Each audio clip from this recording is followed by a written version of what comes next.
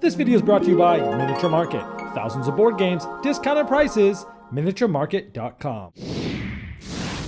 Hello my friends, it's the Game Boy Geek here. Today we're going to be traveling out of this atmosphere and into space. And while we're there, we're going to be trying to gather artifacts and get out and escape through the escape pod before Lord Eradicus can get us. We're going to be also trying not to make too much noise, otherwise known as Clank. Today, we're taking a look at Clank in Space. This is not an expansion for the original Clank. This is a new standalone game that is played on its own, has a modular board, has some new mechanisms. So let's take a look and I'll see you on the other side.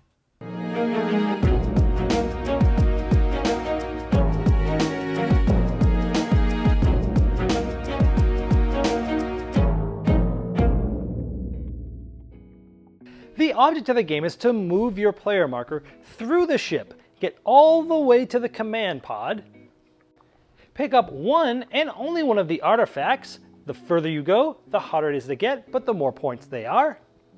And make your way all the way back to the cargo bay, escaping through an escape pod, being able to keep all the points that you've gained. On your turn, you'll be drawing 5 cards from the top of your deck. You'll be using those cards to do different things. You'll be discarding all those cards. You'll be buying more cards, and then it'll be the next player's turn. Now this game largely revolves around the cards in the game. Since you'll be purchasing cards, adding them to your deck, and using them throughout the game, let's go over in general how these cards work. Over the course of the game, you'll be able to purchase cards. The cost of the cards that you'll be purchasing are in the bottom right-hand corner. 7, 3, and 2. Think of that as currency that you need to spend. That currency comes from skill. All the cards that you'll be playing during your turn might have a blue diamond in the top left-hand corner. Those are skill that you can use for currency to purchase other cards. There's also boots, which will allow you to move around the ship. There's also swords, which will allow you to defeat different enemies that you may come in contact with. Those are the basics of the cards. So let's look at this first hand of 5 cards that we have drawn. The hat cards are just skill. They don't have any text. They have some flavor text that are fun to read, but essentially they just have skill. Some cards don't have anything and they have text here. This is +1 Clank. Some cards are going to add Clank, some cards are going to subtract Clank. Anytime you add Clank, you'll be taking a cube of your color, placing it in this spot on the board in the lower left of the board. Anytime you're removing Clank, you'll also remove it from here and place it back in your supply. And we have 2 boots, which means we can move up to 2 spots. Now by default, for each boot that we played this turn, we'll be able to move 1. And you can only move from certain rooms to other rooms that are adjoined by the line. So in this case, I could move 1 here for my first boot, and the second boot, this is my only choice to move here. This has an example of 1 enemy head. This and this show 2 enemy heads. For each enemy head, you must spend a sword that we showed you on some of the cards earlier. However, you can go from here to here, assuming you have a boot to be able to do so, and you either need to spend 2 swords, or you need to take 1 damage for each of the enemies that are in between those rooms. So for each damage you take a cube in your supply and place it on the first marker available to the left. Since I took 2 damage, we would go here. There are ways throughout the game to relieve damage, and when that happens, to get health, you would simply take one of these off from the furthest to the right for each health that you've gained. Each module has multiple rooms that have green data ports in them. In this module, you'll see some here. When you get into a room, let's just assume we were here, you can place one of your large data cubes here and get the reward. This would get me 2 credits, and I could place it here. However, you can only place your data cube in a data port in 1 time in each module. So in this entire module, I can only have 1 of them there. Since you need to place your data cubes into 2 different modules, since we've already placed in this one, our only choice is to place our second one in this module, the med lab, or this module, the hydroponic. Let's say we made our way to this room, we took our minor secret, and we placed our second data cube either here for 2 health, or here for 5 credits. Once somebody's data cube is here, nobody else can remove it or place their data cube in there. Once you've placed both data cubes in 2 different modules, you're able to get this token. This is the command code. Now this racetrack gets altered at certain times throughout the game. There's 3 different things that can cause this to happen. Number 1, anytime anyone gets a command code token like I just did by getting both of my data cubes out there, the boss marker will move up by 1. Another way is if anybody steals an artifact, it will go up by 1. And there's also a minor secret that will cause it to go up by 1. We'll talk about what this does later, but just be noticed that that goes up in those 3 reasons. If you remember, the object of the game is to get deep into the ship and steal one of these artifacts, then escape through the escape pod. However, you'll notice all of the lined paths going into this side of the ship have that command code icon, which means you can't get through these paths unless you've placed both of those data cubes, getting that command code token. So if I got all the way here, I'm able to steal this artifact. And since stealing an artifact is one of the ways that causes the rage track to go up with the boss marker, that goes like that. Now, anytime you get to a spot that has a red cube, these are bounty hunters. These will be placed in the bag. We'll talk about what these do later. You'll notice that around the board, there's many spots that have this M. That means market. If you're in one of those, you can purchase something at the market. Now here's the market, and if you have 7 credits, you can spend those as currency back to the supply to buy one of these items. You can never have more than 1 item of the same type. The key allows you to go through any locked doors for the rest of the game, and it's worth 5 points at the end of the game. The med kit allows you to immediately heal 2 health, and it's worth 5 points at the end of the game. The Telepaths allows you to teleport, which we'll go over in just a moment, and that is worth 5 points at the end of the game. And this is the Contraband, which is worth 10 points at the end of the game, and allows you to activate certain things on cards. Now we just talked about that Telepath, so let's talk about the other 2 special ways to move around the board.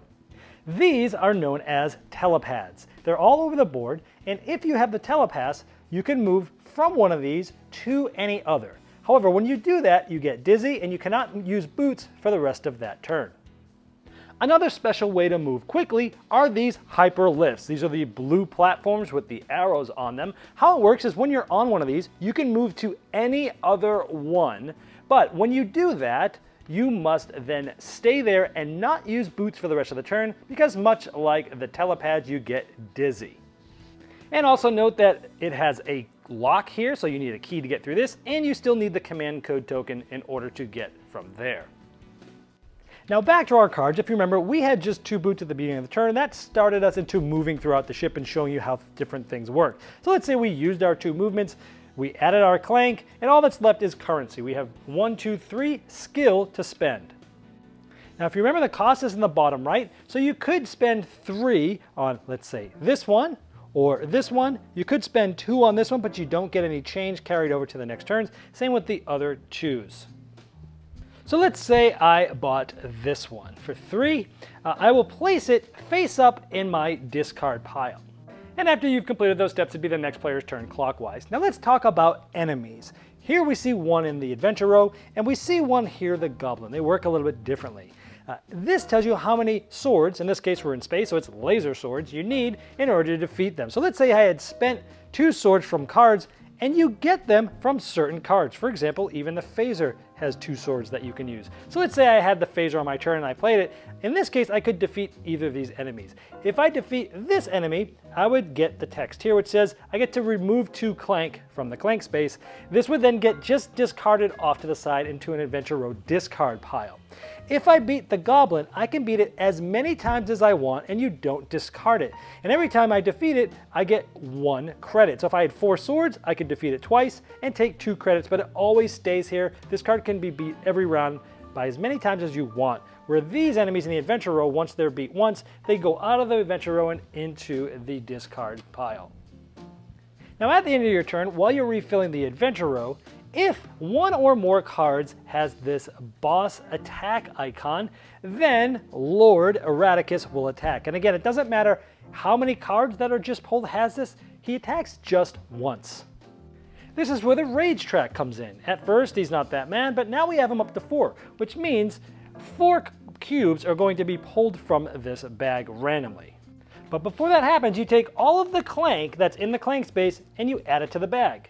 So let's draw 4 cubes from the bag. Here, we have 2 black, a purple, and a red. The black ones are sort of misses, but they don't go back in the bag, they get removed, which means the game started at 24 black cubes, and as they come out, there's going to be less and less in there, which means you're more apt to get damaged by Lord Eradicus as the game goes on.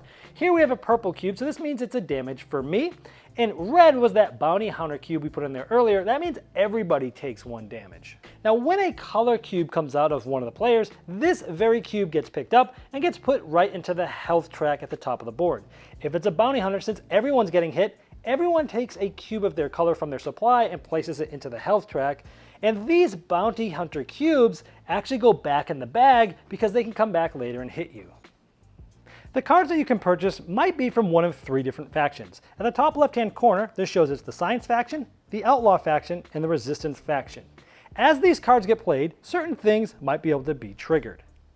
For example, the Psychic Priestess. Now here I always get, in this case, 2 skill, and below here it shows me, hey, if I have one of those power crystals, I'd get another skill. But this shows me if I've played another Resistance faction that turn, I would get another skill. So if on my turn I played this and this, now notice this one doesn't have a specific icon here, so I get to draw a card every time I play this. But during my turn, if I played this, which is one of the Resistance factions, I can now activate 1 card that has a Resistance faction logo on it. So if I played both of these, I get to draw a card, and I get to trigger this, which is an extra skill to use for purchase. And keep in mind, no matter how many of these cards you can play in that turn, you can still only activate this once. Once someone is able to get to the escape pod, they place this in front of them, they'll get 20 points at the end of the game. And now that it's gone, nobody else can use this escape pod to get out. Now, every other time it is this player's turn, they do not take a normal turn. But what they do is they take all of the cubes on the Clank, they place them in the bag, and they take out exactly 4 cubes. That's what they do. 4 cubes, and it's basically like an attack every time they're there. However, if it's a 2-player game, instead of taking out 4 cubes every turn, they take out 6. Now, if someone ever gets cubes all the way up to the skull, they are considered to be knocked out. If you've been knocked out, like the orange player has, but you've made it all the way back to the cargo bay and have stolen an artifact, you'll still get to count your points. You just miss out on getting the 20 extra points for escaping. However, if you hadn't stolen an artifact, or you had but you did not get back to the cargo bay, well, the game ends for you and there's no chance of winning. You score 0. And then all those that either escaped or had an artifact and got back to the cargo bay can add up all their points. You get the points from the artifact you stole. Maybe if you escaped, you get points there. All the credits are worth 1 each, so this is 5 points. And then any cards that have green numbers in the top right are points as well. Add all those up, whoever has the most is the winner. And if it's tied, whoever has the most valuable artifact is the winner. All right, there's Clank in space. First of all, last week, right before Gen Con, I came out with a video of my top 10 most anticipated games. Towards the top, there was one that had a question mark, a secret game that I said was unannounced. Well, I can tell you that this is the game I was referring to, and the one I think most everybody is going to be running for at Gen Con, because Clank itself, I think it's in the top 60 of Board Game Geek, and that's huge, being it hasn't really been out that long. And it's a super popular game. I review it favorably. And so here is the next thing of that, the next platform, if you will. And here's the greatest thing about this is not just a money grab reskin of Clank. Let's just do it in space and throw it out there and see what happens. No, they actually put a lot of time and thought into how can we make this even better? How can we improve the system? And I think they added to the existing platform in a great way. First of all, let's go with some of the art and the cards. Now, I gotta tell you, I'm not a big fan, first of all, I'm not a big fan of deck builders. I'm not a big fan of dungeon delving, which was the first Clank, and I'm actually not even a big fan of a lot of the space and sci-fi themes either. I like more historical and unique themes than the standard go-around that's popular in board games that sells a lot. So a lot of these things play against this, but I gotta say the cards in this and the names of them and the art, for some reason, it was so satirical, it was so funny. You know, there's a lot of spoofs on a popular space movie IP that's very popular, and I really liked those. And a lot of them just really clever names, very thematic. So I actually liked this even better, the art and the thematic ties and things, even better than the original.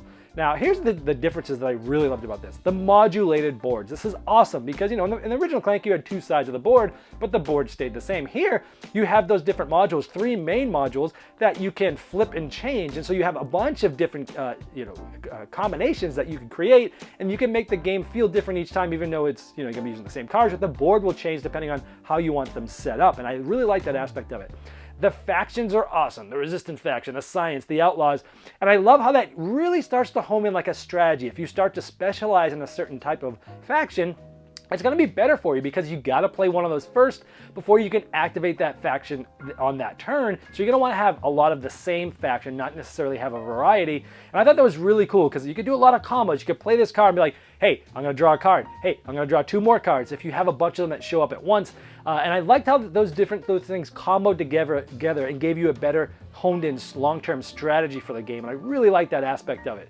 I liked how this had many more markets you could go. Now, again, it depends on the board configuration you do, but even in general, there's going to be more places that you can buy things. And I always thought that was a little bit of a holdback for Clank, was that I wish it was easier, or there were more places that you could buy things, but these are more spread out everywhere. So, and I like that because then you can go to the market more often, buy cool stuff, and it allows you to adventure in the game even more.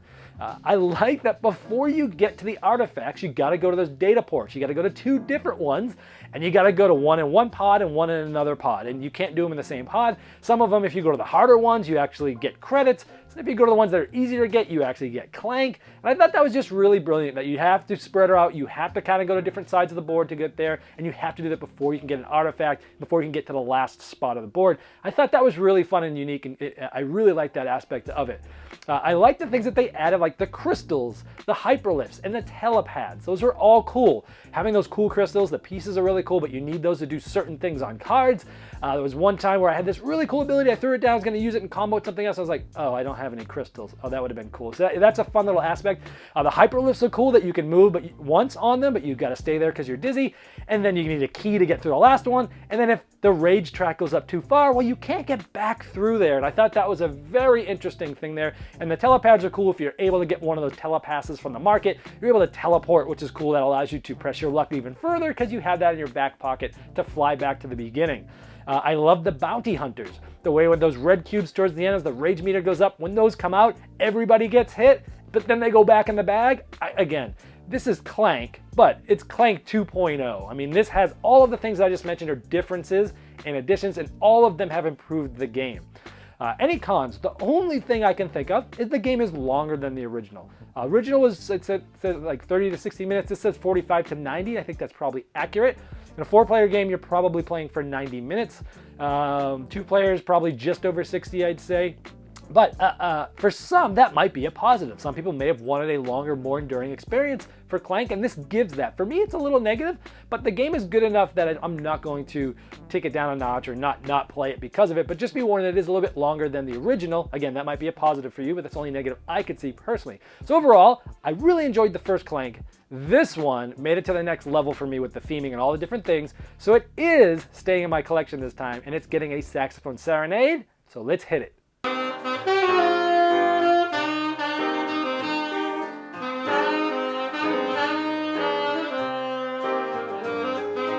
This video was sponsored by Miniature Market's Review Corner. The Review Corner features podcasts, video, and written game reviews by gamers for gamers. Miniature Market, the online gaming superstore. Thousands of board games, discounted prices. Check them out at miniaturemarket.com.